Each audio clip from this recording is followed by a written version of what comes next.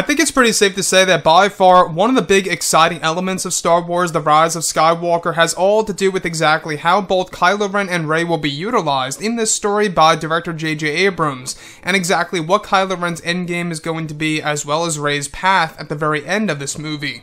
This is Mike Zero. Make sure to subscribe if you're new to the channel for future Star Wars content.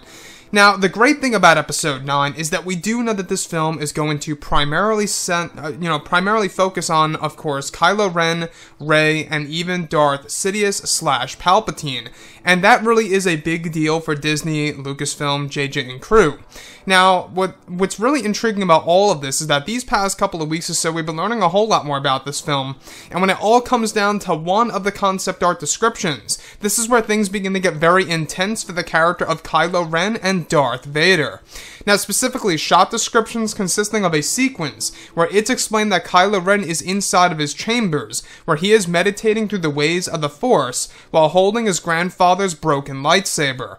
Darth Vader's lightsaber is described to be broken into 3 different pieces, where it still holds dark side energy that allows Kylo to focus on the dark side.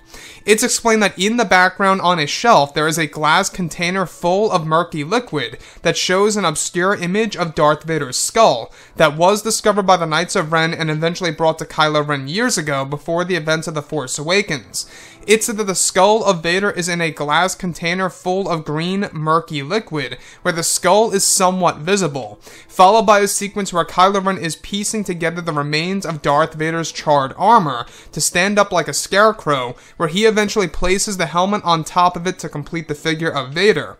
It's said that this leads to a sequence where Kylo Ren makes a speech to the First Order, with his Knights of Ren behind him, as well as Vader's burned armor being presented to all the troopers and officers on board of his First Order Ravager ship. The destroyer is said to be larger than Snoke's supremacy. So let's go over a couple of parts about this. Now, in case you guys did not know, we will be learning a lot more about the Dark Acolytes and what they discovered when it comes down to Darth Vader's legacy and the remains of Vader, and exactly how the Knights of Ren were able to steal that away from the Dark Acolytes during their travels to the Beyond. Now, what I find so inspiring about this is that this is, of course, J.J. Abrams diving into the original ideas of The Force Awakens, as well as researching some of the canon material. In case you guys did not know, in canon, I believe it's in the Aftermath books and novels out there, we do learn that the Dark Acolytes of the Beyond actually found Darth Vader's lightsaber, from what it's actually told in the books, and that, well, somehow it did in fact survive the Death Star 2 explosion. We're not quite sure exactly how, but the Dark Acolytes did in fact discover Darth Vader's lightsaber. Now this, alright, apart from the books, J.J. Abrams is making it in the film that the Knights of Ren were the ones who discovered Vader's lightsaber that were actually divided into 3 different pieces, broken into 3 different parts. Now, with that being said, alright, there's a moment in which Kylo Ren is said to meditate through the ways of the Force, and is actually said to discover a specific power within the dark side itself, because the saber holds a dark side power that's attached to it all. Now, Darth Vader's charred armor is the thing I think that really stands out to me a lot, is because, well, he's piecing together the pieces of Darth Vader's suit. The helmet, the chest plate, the shoulder pads, everything.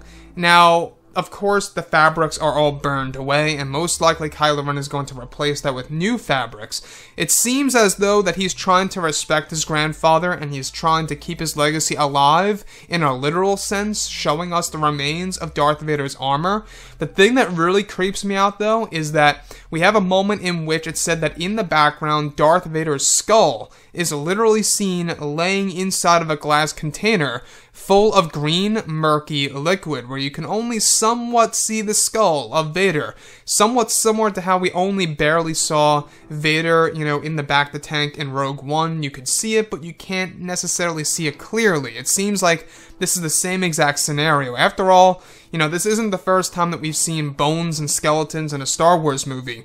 Go back to Star Wars A New Hope, you do indeed see, Beru and Lars on the ground, just burned down to the bone.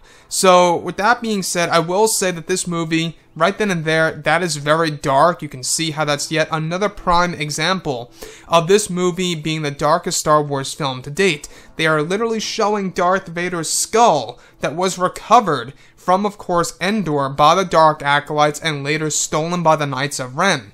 And that to me is a very creepy thing. The thing that also gets me is how, Kylo Ren is said to make a speech about his legacy and Darth Vader's legacy to the First Order, while also presenting the charred armor to all the stormtroopers and, of course, the officers on board of his Ravager ship. Now, everything really seems to be lining up. Everything really seems to be pointing to this movie being very dark. Anyways, guys, drop a comment below. Let me know what you think about all of this in the comments. And if you guys did enjoy the content for today, do make sure to drop a thumbs up on this video to support the channel. I thank you all so very much for the kind support, and I'll catch you guys next time.